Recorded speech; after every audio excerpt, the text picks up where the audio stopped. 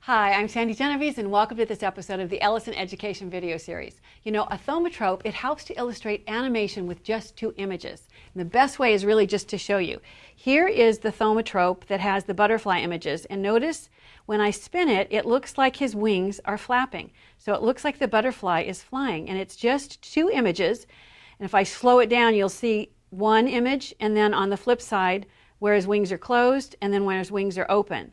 And basically, it can be any two images. Here is a box with the lid that's open, and when you flip to the other side, it looks like the lid is opening and closing. And when I did this with my students, what they did is on this side, they drew whatever they wanted. Some had a balloon that looked like it was coming out and going back into the box. Some had hearts, all kinds of different things. Animals, one child who was very artistic did a jack-in-the-box that was coming out. Very cool. This one is the web that has a spider in it. The reason that this works is something called persistence of vision, where your eye actually holds on to the image for a few seconds while the new image is registering as well. This final one that I want to show you is actually where the thaumatrope is vertical. So this, because you have a little boy who's got his arms in the open position and then in the closed position, when you flip it, it looks like he's doing jumping jacks, which is really fun. The one that we're going to make today is the fish in the bowl. So here is the finished one, and you can see that fast it looks like the fish is swimming in the bowl.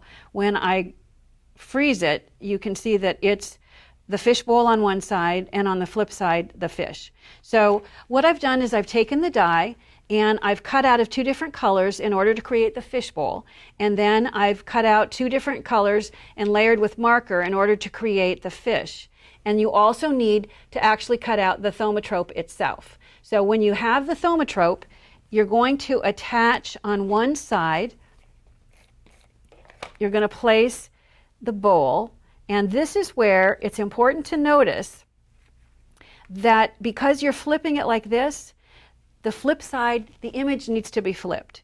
So I'm going to flip this and then put the fish, and I'll turn this and I'll do it in slow motion so you can see.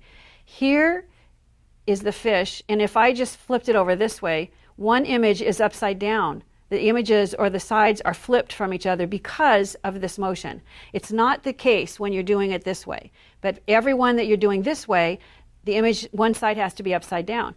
Then you're going to just take a rubber band and I'm going to poke it through the holes, and I've used all different lengths of rubber band. It really doesn't matter. And I'm going to just thread the rubber band through, one on each end, and just that quickly and easily you create the very beginnings of animation. How cool is that? You know, a thaumatrope, it will really help your kids understand how animation works. You might even say it's very moving.